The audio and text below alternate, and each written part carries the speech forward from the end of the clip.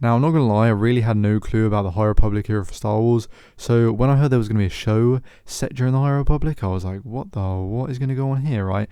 The Jedi are at their peak. There's got to be some sort of factions they're going to go against. What is it going to be, like Jedi versus Trandoshans or something? And I came up with a brilliant idea, which I will discuss later on in the video. But if you are new, welcome to the channel. This is Rory. Subscribe and like also, and let's get into this.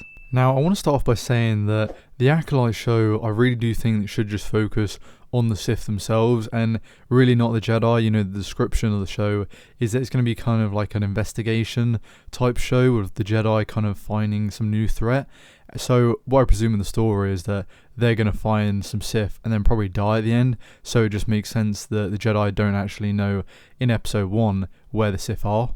But, you know, if they do this, it kind of just feels like another, like, bait and switch with Iden Versio from Battlefront 2, who just, like, switched up in the first, like, 3 missions to be on the good side. So, hopefully just focus on the Sith, and, yeah, that'd be really good. Also, every now and then, me and Danny, we do a podcast, and we did talk about the Acolyte on that, and we were, you know, kind of speculating if it was going to be basically a story about Palpatine and Darth Plagueis, because, you know, it does make sense. It's going to be set like before the Phantom Menace. We want to see that story kind of intertwine and kind of happen. So, you know, I think it'd be very interesting to see if it's going to be about those characters or not. Now, if Plagueis is alive, it would be pretty cool to kind of see if Plagueis actually had a plan to try and get the Sith in a stronger position in the galaxy.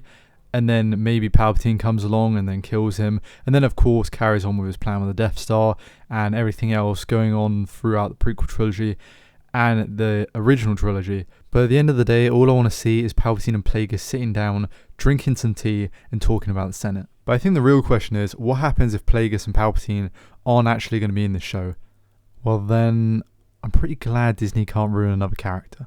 But hold up, there's actually a really cool thing this show could do, which Star Wars has never really done, and I think it's going into the side of the Sith that didn't agree with the rule of 2, because there's probably been some Sith out there that were like, you know what, screw you, I'm going to go to war against you because I do not want to follow through with this rule of 2. And that's basically ultimately proving the point that the Sith would eventually kill each other in the end by Darth Bane. So, get wrecked. Imagine, so we have 2 Sith, probably a master and apprentice, and they don't really like the rule of 2, and Palpatine and Plagueis, they can see them as like an up and coming rival. And similar to my last video, how I mentioned how Palpatine really didn't like other bigger forces coming up, maybe it's probably like the same viewpoint Plagueis has, so he wants to wipe them out. And at the end of the show, these 2 Sith die, and I think that would be a pretty cool story because then it would explain what's going on with Palpatine and Plagueis during this time period, you know, kind of what they're doing, flesh it out a bit more. I don't know, I think it would be a cool idea. Now, I want to switch up and talk about the High Republic in general, because, you know, I did mention a few things. Of course, this is the era which the Acolyte show is going to be set, so I think it's quite important to talk about this as well. Now, maybe I'm looking into this a bit too much, but I'm not. So, the Jedi have never been in this position before. You know, the Jedi think that the Sith have basically been eradicated. The main threat at the moment for the Jedi is basically crime groups and gangs and all this. So I guess their view is that they want to create this idealized utopia now that the Sith have fallen and now they're more in control of the galaxy. And that to me has, you know, I think is really interesting, and it's never been explored. As I said, you know, we got close to it with the prequels, but even in the prequels, they knew that there was big threats going on. They knew the Sith have returned. There's this droid army, the Trade Federation, I guess the CIS are causing tons of stir up in the galaxy. So, you know, they know there's some massive threat that they're trying to think of, you know, how to defeat. This kind of point is going to be kind of cool to see how the Jedi are going to basically view the world. They're going to act differently to different Jedi in different eras, and I think that's what's going to be really unique about the High Republic, and something they should focus on capturing. And we know that Star Wars does take a lot from history, so it does make sense that, you know, a group would want to create some sort of utopia in their view after when their enemies have been defeated.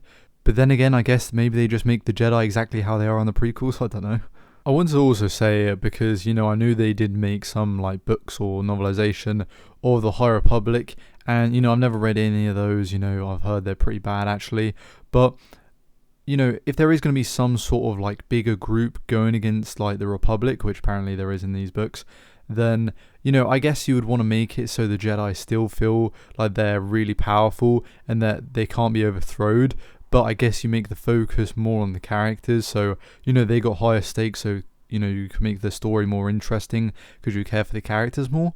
Because if you make it so there is some sort of new and upcoming army, then I feel like it kind of makes Palpatine's plan and ultimate takeover of the Republic a bit less impressive. I know it could just be me, but I think the Republic really in this point of time should really be focusing on smaller crime groups or maybe some sort of army, but don't make it seem like they could take over the Republic. I know maybe it's a small kind of problem that if they did that for me, but I really do think that the Jedi and the Republic should be at its kind of higher power. It would just make it so Palpatine's plan, as I said, would be a bit more impressive. But I think for the Acolyte show, they should really focus on the atmosphere for the show because, you're going to see different like aliens and groups which are going to be, acting differently in this whole era because, it's something completely different. There doesn't seem like there's going to be any sort of major war going on, and it's going to be, I guess, more of a time of peace. Yet there still isn't peace because, of course, there's going to be still a lot of like crime and I guess some battles, but it's not as crazy as it was before with the Old Republic. So I guess this era in some degree is kind of like the complete opposite of the original trilogy era, right?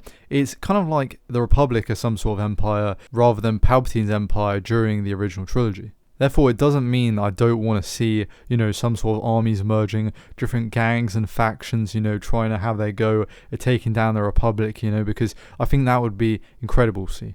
But I am actually kind of excited for the High Republic era, and I'm not talking Disney's kind of stuff they're going to be doing, even though the Acolyte I can't really judge yet. There were some leaks and they look alright. It's going to look way better, of course, when it's more cinematic and when it's all been put together maybe. But I'm mainly talking about, I just want to kind of figure out for myself. I want to look into the High Republic a bit more and basically the aftermath of the Old Republic. So that's something I'm going to be maybe looking at, and maybe I'll do a video on that because that'd be very interesting, I believe, anyway. But then again, I actually don't know if there's any pre-existing content for the High Republic outside of anything Disney's done. Tell me in the comments if you know anything about that. If you enjoyed the video, then I'm glad. And new Star Wars content is coming out this year. We got the Bad Batch Season 2, which I'm really excited for, January 4th. This video, I think, is probably going to come out before that actually releases. So stay tuned on the channel. I'm going to be covering all of that. And if anyone did miss the community post that I did post, then I'll talk about it a bit here now. Basically, the content that I'm going to be doing is going to be a lot more focused. I want to make the videos a bit more entertaining and less of a discussion from me, rather so I can have a lot more clearer points given throughout the videos. And it's just a change I thought I wanted to do because I knew that a lot of these videos, like news videos and update videos, people would do them like non-stop, and me covering that on the channel, I think it would get kind of boring to some degree, and I would rather put it in shorts to kind of concise it down a lot more so that I don't feel like I'm wasting anyone's time. Just preference for me, and that's gonna be my style of content. I'm not sure about Danny yet. Danny's got some other stuff that he's gonna be trying doing. So that is it for today's video, and basically the update as well on what's going on with the channel. So yeah, see you guys next time. Oh, and by the way, we better see Jar Jar's family story arc in the Acolyte show.